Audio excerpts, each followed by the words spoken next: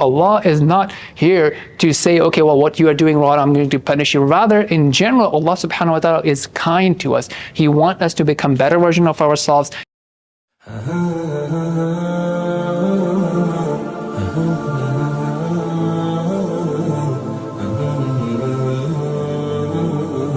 ومن الناس من يشري نفسه ابتغاء مرضات الله والله رؤوف بالعباد يا أيها الذين آمنوا ادخلوا في السلم كافة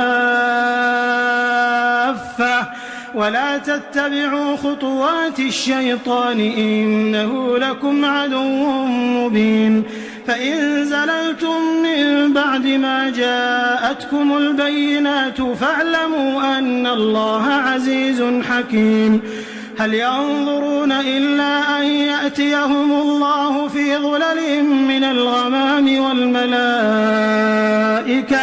وقضي الأمر وإلى الله ترجع الأمور. In this set of verses, we are reminded about three key ideas. The first one is, think about what happens when you are following a diet plan. When you are following a workout plan, what happens? It causes you to transform to a much better, a much stronger version of yourself. Yes, you have to sacrifice your desires. You may feel like eating that cake, that pizza, that big bowl of rice, or drinking soda, what have you. But following a plan helps you become better. Now in this verse, the first verse here is actually reminding us of some amazing people Allah subhanahu wa ta'ala is praising, and these people, they sacrifice their own desires. They discipline their own desires. They discipline their own preferences to align with the preferences and commandments of Allah subhanahu wa ta'ala.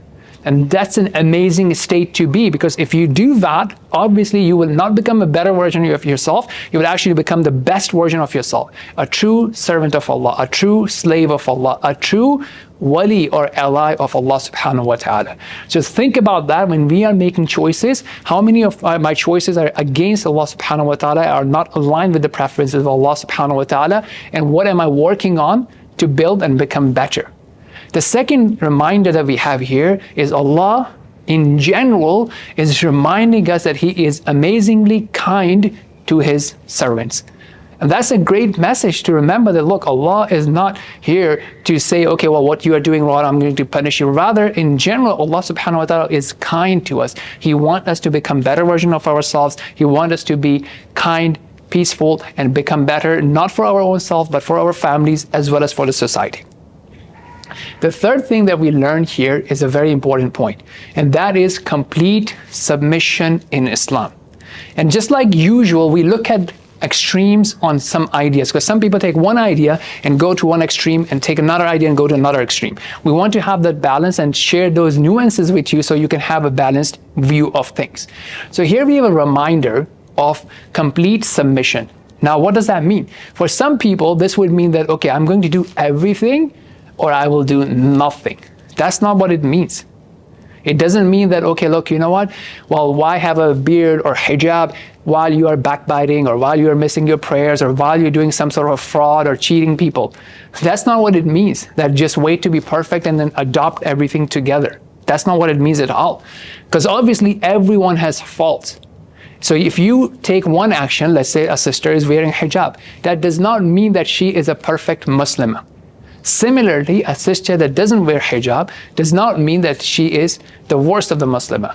Or a brother who has a beard doesn't mean that he's the best Muslim, and the one who doesn't is the worst Muslim. No, it's just like, yes, in that particular order of Allah subhanahu wa ta'ala, the sister wearing hijab, she has a check mark, obviously, if she has the right intention. Great. The sister that doesn't, in that particular order, yes, she doesn't comply with the order of Allah subhanahu wa ta'ala, but as a whole, we cannot make that judgment. Same thing goes for the beard and other rules. Now, on the other extreme, the issue is where people say, you know what, I agree with these 10 things of Islam, but these 10 things, they're not saying that it's hard for me to implement them today. I would like to adopt them. What they are saying, is that these 10 things are not applicable in this time. Or I'm going to pick and choose. I will do these 5 things, but I won't do these other things. For example, they may say, you know what, I will, for example, stay away from alcohol and stay away from pork, but you know what, I don't think I need to pray. I have a good heart, Allah knows it, I don't need to pray. Okay, now that's a problematic thing. This is different than saying, you know what, I adopt it, I submit to the whole of Islam, but I'm working on certain things, and certain things I have actually adopted, and certain things I'm actually working on it. So that's a good balanced view. And then lastly, there's also a reminder of warning that, look, if we don't do that, then yes, Allah subhanahu wa ta'ala is severe in punishment, and we should look at that. So if we cannot do something because of the love of Allah subhanahu wa ta'ala, let's not forget the fear of Allah subhanahu wa ta'ala as well.